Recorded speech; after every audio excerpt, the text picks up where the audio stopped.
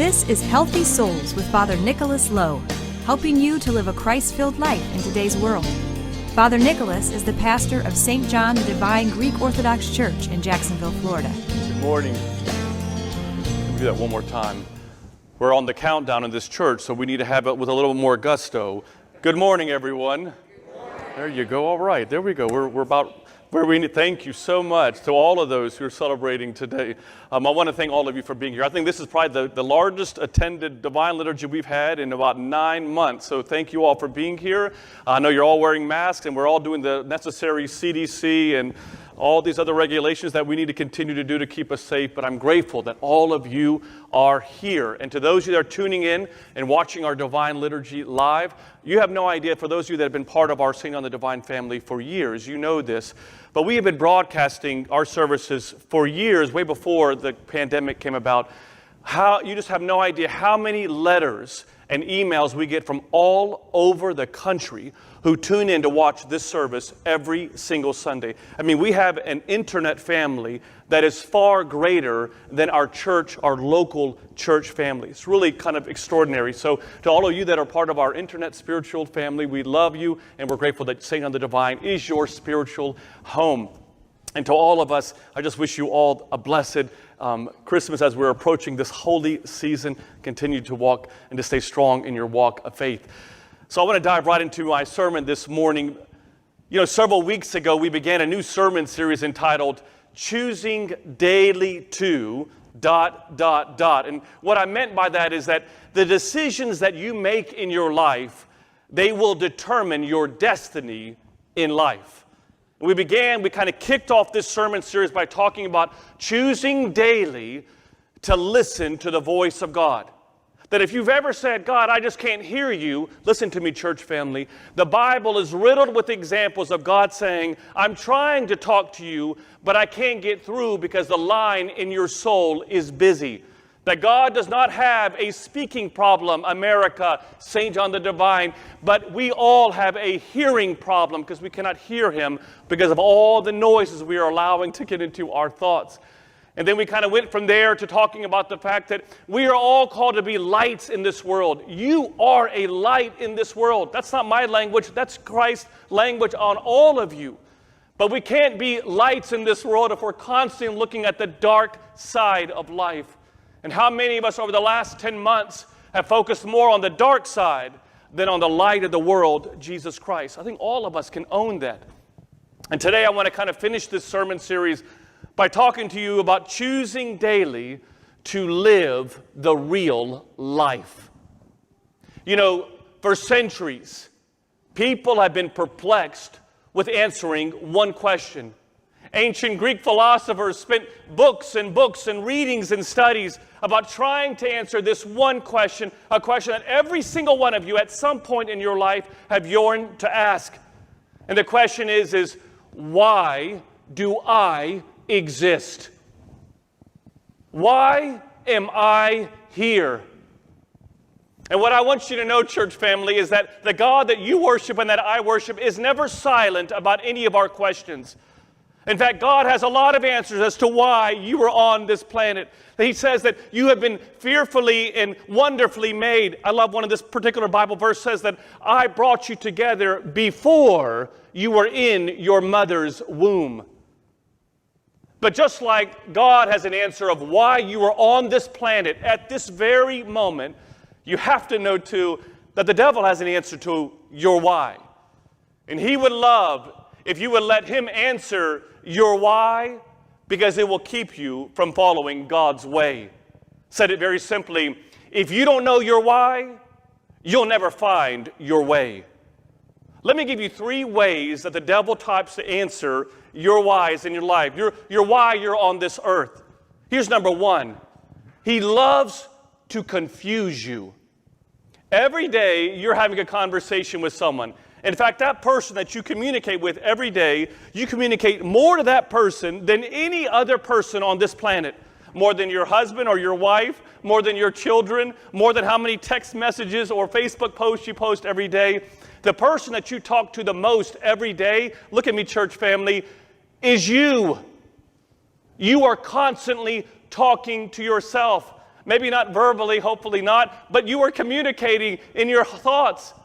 And what you have to know is that conversation that you're having, all of the successes, all of the failures, all of the times that a relationship didn't work, all the times that you wanted something and it didn't happen, all of that is creating a conversation in your life, and you are following it.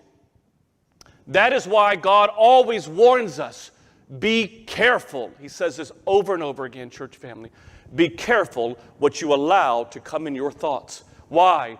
Because your thoughts shape your behaviors. In other words, your thoughts will shape your life. And the devil loves to give you a different, confusing conversation to follow in your purpose. Another answer that he gives to our whys is through comparison.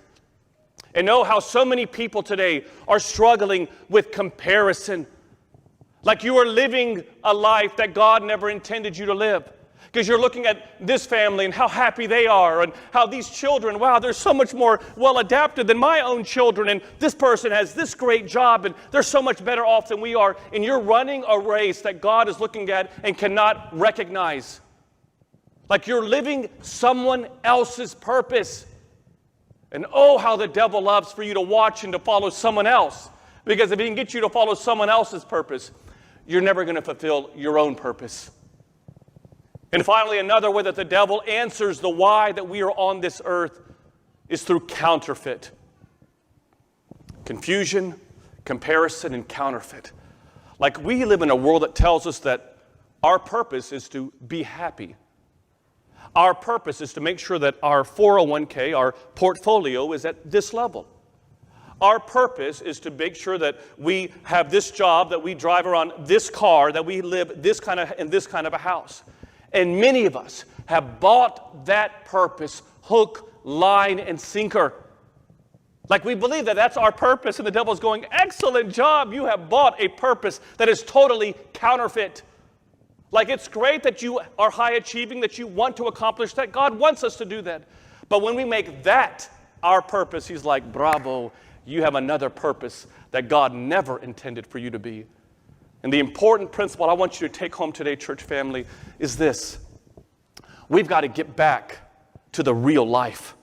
We've got to choose daily to let the designer of our life define the purpose of our life. We have to let the designer define us. Because if you don't know your why, you'll never be able to follow God's way. In the book of Romans, chapter 12, verses 2, it's an amazing statement where Paul is talking to the people of Rome who are kind of getting off track about their purpose. Listen to what it says. He says this, and by the way, this verse is the reason why we named our book Renewing You. It's because this word that is in this particular verse.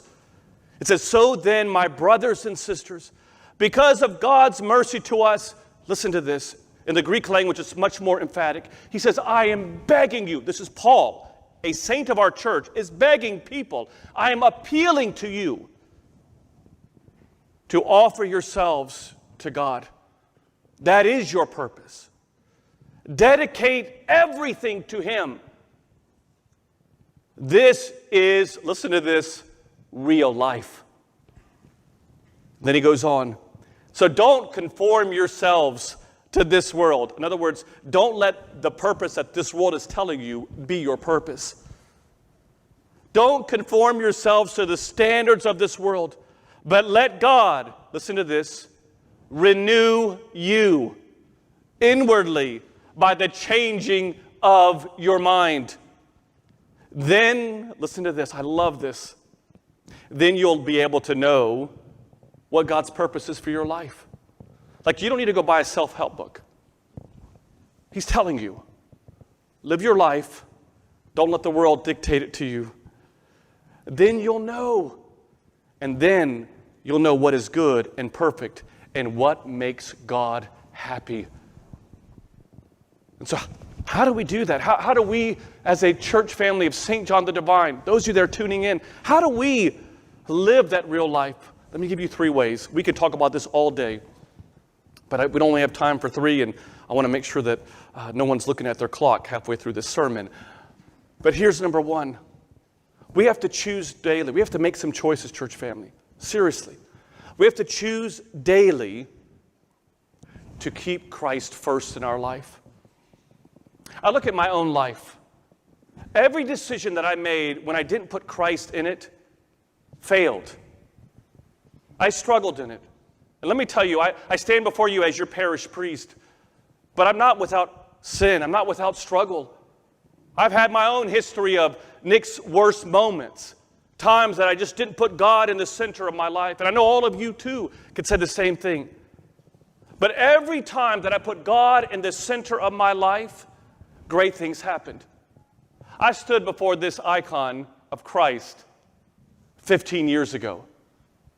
I stood before that icon and I said, Lord, I'm sorry, 17 years ago, because it was a time in which I stood before there and I said, Lord, if there is someone that you need for me to have in my life, to be my wife, that would be someone that would not only guide and help me, but also guide and help a church, put that person in my life. It's the first time I'd ever prayed that kind of a prayer. A week later, I just so happened to be going to Gainesville to do some youth work.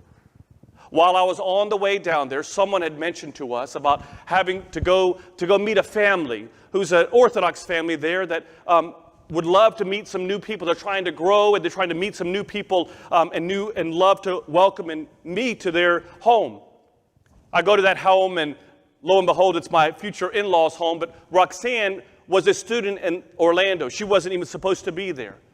Then she shows up to the house at the exact same time that I was there. Long story short, she fell in love with me. It was love at first sight for her. You know better than that.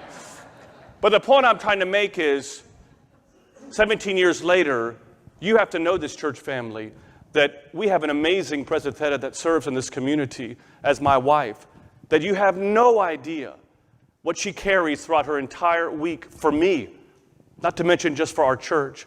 And so I just share that with you because it's not because of her. It's because I put him at the center.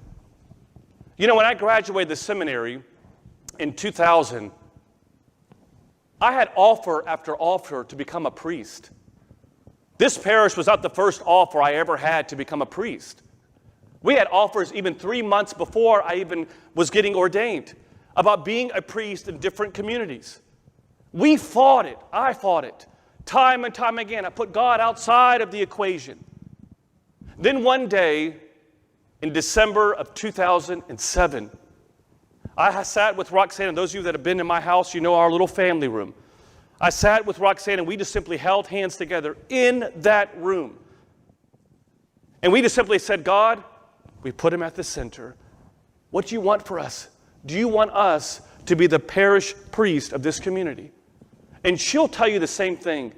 There was a warmth that came over us, almost a voice on the inside of us that I heard, that she heard, that wasn't an audible thing, but something down in our heart that said, it is your time. What's my point? He's at the center. And if you want to know what your purpose is, you've got to make sure that God is always at the center. I love being your priest. I only wish that I would have done it years and years ago. I've never been more fulfilled, never felt more like I was fulfilling God's purpose for my life than right now. Not because of me, because he was part of the equation. Here's number 2. You got to choose daily to keep him at the center of your life. Number 2 is you have to choose daily to fan the flame. St. Paul tells Timothy to tell your congregation, Timothy, to make sure that they're fanning the flame of their gifts. All of you have gifts that God has given you. It may not be to sing. It may not be to give a sermon. You may not be called to stand before the people and give a sermon. But you all have a gift, not for you to keep to yourself, but to share it. Well, Father Nick, I don't know what my gift is. What do people compliment you on? When people give you a compliment, what do they say you're great at? Another question to ask yourself is, what motivates me? Like, what do I get really excited about? What am I passionate about? Maybe for some of you, it's religious freedom. Maybe for some of you, what you're passionate about is helping people get on their feet financially. Maybe for some of you it's leadership training, but whatever it is, you have a gift, not for yourself, that God is yearning for you to share. And one of the few times, listen to me, church family, that God gets angry with his faithful, not the unfaithful, but with the faithful, you and me, is when we go to our graves with talent that was never shared for his glory. Let me say that again. To go to your grave with talents that you never shared for his glory. And if you need any help, do me a favor, call our church. I would love to spend time with you, to share with you, and to help unwrap those gifts that God has given you. You got to fan those flames. And here's number 3, the final one, is you need to choose daily to make a difference. In the Orthodox Church, we believe in 2,000 years of uninterrupted history. That means that our church did not start 50 years ago. It didn't even start 100 years ago when we established this local church. It didn't start when the Protestant Reformation started in the 16th century. It didn't start in the Great Schism. The history of the Greek Orthodox Church was established at Pentecost 2,000 years ago, period, end of story. And the Holy Spirit and the tradition of our church has been uninterrupted for 2,000 years. You are part of a 2,000-year-old church. And one of the church fathers that we have, these 2,000 years of history, is a man named Metropolitan Anthony Bloom. You ever get a hold of any of his books, you read them. But he says this quote about what it means to understand our purpose in making a difference. He says, you should live a life, and it just shows you what he was kind of living in his time. You should live a life that if the Bible was to be burned forever, and that the Bible would be totally annihilated, that it could be rewritten in the way in which we live our life. That if the Bible was totally done away with, they'd look at us and they could read the Bible through our life. That's what we're called to do, is to make that kind of a difference in this world. And who in the world is asking for you to share their Bible? Who in your life needs to read your Bible through your life? I'll leave you with this. On March 15th, a young boy was born. And on that day, this young boy's parents were so proud of him. They loved their son. Those parents understood the principle from the book of Proverbs that says, train up a child in the ways of the Lord, not in the ways of the world, but in the Lord, and they will never go away. And so his parents would constantly read to him the Bible, would teach him about being able to be passionate about his faith. They would teach him about understanding the importance of prayer. But this young boy was very quiet. He was one of those, introverted children. He just didn't like to be around a lot of people, was very quiet. And so oftentimes his parents would tell him to get out more and to be out with people, but this young boy would just simply stay to himself. Tragically, this boy's mom and dad would die. And when this young boy was left as an orphan, as a young boy with no parents, he did what many people would do. He knew that there was a calling on his life, and so he went to Jerusalem. And he goes to Jerusalem, and as he's going into Jerusalem, he finds this monastery called the Mount Zion Monastery. And he just sits there and looks at all these monks that are there and how they're quiet and how they're praying. And it fascinates him so much that he wants to go and join it. In fact, he says that the following day he was going to go and join this monastery. And so that night as he's sleeping, in reading about his history of his life, it says, suddenly, the voice of God came to him and said, get up and go back to your home. Get up and go back to your home. Tells him to go back and share the good news of Christ. Go back and stand up for our Christian faith. Go back and help those who are in need. Here, this young man thought that his purpose in life was to go in that monastery and to pray and to live that way. But God says, suddenly, get up and go. He'd go back to his hometown. He would help people. He would go there and remember that purpose that God put on the inside of him. He would stand up for his Christian faith, even when people around him were sitting down. He would go and find people that were being persecuted for their faith, and he would stand up for them and protect them. He once defended 3 people who were being accused of a crime that they never committed. Then he went and helped a father who was selling his daughters into slavery because he didn't have any money. Who am I talking about? None other than one of the greatest saints who's got a halo around his head that the world has ever seen, and that is St. Nicholas. And if you'll just give me a little bit of just a little leeway here, I think St. Nicholas is coming to us today, church family. And I think he's looking at every one of us and he's saying that maybe today can be a suddenly, let's get up and go moment for you. That maybe, just maybe, God is saying, I need you to get up and go and stop following that confusion that the devil is sharing. To stop following the comparison game. To stop living a counterfeit life. Just maybe Christ is telling all of us, St. Nicholas is telling you this now, that maybe he's telling you we need to make some choices today. That you choose daily to put him at the center of your life. I know that apart from you, God, I'll never have peace. That I'm going to choose daily, today, that I'm going to fan that flame that you've given me, that gift, for your glory. And that I'm going to choose daily to make a difference. I'm going to be the unwritten Bible that people are going to see in my life. Why? Because we need to let the designer of our life define the purpose of our life. Because if you don't know your why, the devil will show you his way. We invite you to join Father Nick and his wife, Dr. Roxanne Lowe, on the 2nd and 4th Tuesday of every month for their Healthy Minds, Healthy Souls call-in show at 8 Eastern, 7 Central on Ancient Faith Talk.